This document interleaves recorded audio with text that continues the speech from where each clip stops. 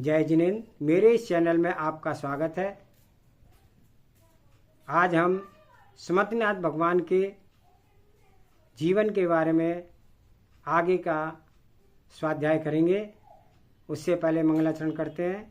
मंगलम भगवान वीरो मंगलम गौतमो गणी मंगलम कुंद कुंदाद्योति जैन धर्मोस्तु मंगलम।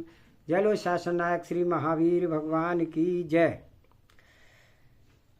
जब सुमतिनाथ के राजपाल की जन्म की और राजकाल की हमने अभी पिछले स्वाध्याय में बात सुनी थी और उसमें उन्हें कुछ वैराग्य के क्षण उनके उमड़ आए थे। उसके आगे से हम पढ़ते हैं। इधर भगवान सुमतिनाथ विरक्त हृदय से ऐसा विचार कर रहे थे, उधर देवों के आसन कांपने लगे और लोकांतिक देवों को उनके वैराग्य का ज्ञान हो गया, जिससे वे शीघ्र ही उनके पास आए और अपनी विरक्ति वाणी से उनके वैराग्य को बढ़ाने लगे। जब लोकांतिक देवों ने देखा कि अब इनका हृदय पूर्ण रूप से विरक्त हो चुका है, तब वे अपने अपनी जगह पर वापिस चले गए। उनके स्थान पर असंख्य देवलोक आ गए। उन्होंने आकर के वैराग महोत्सव मनाया आरंभ कर दिया। पहले जिन देवियों की संगीत, नृत्य तथा अन्य चेष्टाएं राग बढ़ाने वाली होती थी, आज वही देवियों के समस्त चेष्टाएं वैराग बढ़ाने वाली थी। भगवान सुमतिनाथ पुत्र को राज दे करके देव निर्मित अभया पालकी पर बैठ गए। देवलोग अभया को अयोध्या के समीपवर्ती सहकेतुक नामक वन में ले गए। वहां उन्होंने नरसुर के साक्षी में जगद्वंद सिद्ध परमेश्वरी को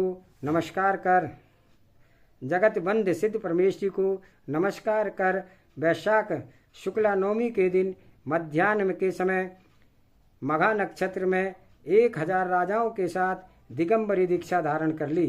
दीक्षा धारण करने के समय ही बेला तेला 3 दिन में उपवास की प्रतिज्ञा कर चुके थे, इसलिए लगातार 3 दिन तक ध्यान मग्न होकर के आसन पर बैठे रहे और ध्यान के प्रताप से उनकी विशुद्धता उत्तरोत्तर बढ़ती जाती थी। इसलिए उन्हें दीक्षा लेने के बाद ही चौथा मन प्रज्ञान प्राप्त हो गया था। जब 3 महीने समाप्त हुए, तब वे मध्याह्न में आहार के लिए सोमनस नगर गए थे। वहां उन्हें द्रुमदुति राजा ने पड़गा कर समयानुकूल योग आहार दिया। पात्र दान के प्रभाव से राजा द्रुमदुति के घर देवों ने पंच आश्चर्य प्रकट किए। भगवान सुमतिनाथ आहार लेकर वन को वापिस लौट आए और फिर आत्म ध्यान में लीन हो गए। इस तरह थोड़े थोड़े दिनों में अंतराल में आहार लेकर के कठिन तपस्या करते हुए जब 20 वर्ष बीत गए, तब उन्हें प्रियंगु वृक्ष के नीचे शुक्ल ध्यान को प्राप्त कर घातिया कर्मों का नाश हो जाने पर चैत शुक्ला एकादशी के दिन मघा नक्षत्र में सायकाल के समय लोकालोक का प्रकाशित करने वाला केवल ज्ञान प्राप्त हुआ। देवेंद्रों ने आकर भगवान के केवल ज्ञान कल्याणक का उत्सव मनाया। अलकाधिपति कुबेर ने इंद्र की आज्ञा पाते ही समोषण की रचना की। उसके मध्य में सिंहासन पर अचल रूप से विराजमान होकर के बलि सुमतिनाथ ने दिव्य ध्वनि के द्वारा उपस्थित जन समूह को धर्म अधर्म का स्वरूप बतलाया। जीव, पुद्गल, धर्म अधर्म, आकाश और काल, इन 6 द्रव्यों का स्वरूप व्याख्यान किया। भगवान ने मुखराविंद से वस्तु का स्वरूप समझा करके वहां बैठी हुई जनता के चेहरे पर उसी प्रकार हर्षित हो गए, जिस प्रकार सूर्य की किरणों से स्पर्श होने से कमल हर्षित हो जाते हैं। व्याख्यान समाप्त होते ही इंद्र ने मधुर शब्दों में उनकी स्तुति की और आर्य क्षेत्रों में विहार करने की प्रार्थना की। उन्होंने आवश्यकता अनुसार आर्य क्षेत्रों में विहार कर समीचीन धर्म का खूब प्रचार किया। बिहार में उनकी इच्छा पूर्ण नहीं होती थी, क्योंकि मोहिनी कर्म के अभाव में होने से उनकी हर एक इच्छाओं का अभाव हो गया था। जिस दिशा में भव्य जीव के विशेष पुण्य का उदय होता था, उसी दिशा में मेघ की भांति उनका स्वभाव विहार हो जाता था। उनके उपदेश से प्रभावित होकर के अनेक नर नारी जिन धर्मानु के अनुसार दीक्षित हो जाते थे।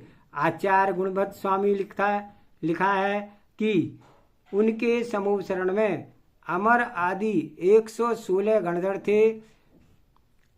2,54,350 शिक्षक मुनि थे। 11,000 अवधि ज्ञानी मुनि थे। 13,000 केवल ज्ञानी मुनि थे। 10,400 मन प्रज्ञानी मुनि थे। 18,400 विक्रिया रिद्धिधारी मुनि थे और 10,450 वादी मुनि थे। इस तरह यह सब मिलाकर के 3,20,000 मुनि थे। अनन्यमयी एवं 3,30,000 आर्यिकाएं थी। 3,00,000 श्रावक और 5,00,000 श्रावकाएं थी, जिसके अतिरिक्त असंख्यात देव देवियां और असंख्यात त्रियंच थे। जब उनकी आयु 1 माह बाकी रह गई, तब वे श्री संवेद शिखर पर आए और वहीं पर योग निरुद्ध कर विराजमान हो गए। वहां उन्होंने शुक्ल ध्यान के द्वारा अघातिया कर्मों का क्षय कर चैत सुदी एकादशी के दिन मघा नक्षत्र में संध्या के समय मुक्ति मंदिर में प्रवेश किया। देवों ने सिद्ध क्षेत्र की संवेद शिखर पर आकर के उनकी पूजा की और मोक्ष कल्याण का उत्सव मनाया। श्री सुमतिनाथ भगवान का चिन्ह चकवा था। इस तरह बहुत ही संक्षिप्त में यह सुमतिनाथ भगवान का परिचय पूरा हुआ और मैं आशा करता हूँ कि आप इस परिचय को पढ़ करके अपने आत्मा का कल्याण करने के हम प्रयास करेंगे और सम्यक दर्शन, सम्यक ज्ञान, सम्यक चरित्र को पा करके मोक्ष मार्ग के लिए आगे बढ़ेंगे। सभी से जय जिनेन्द्र, सभी से अनुरोध कि आप चैनल को लाइक करें, सब्सक्राइब करें और शेयर करें, ताकि जन जन तक यह लघु संक्षिप्त तीर्थंकरों का जीवन परिचय पहुंच सके। सभी को जय जिनेन्द्र, धन्यवाद।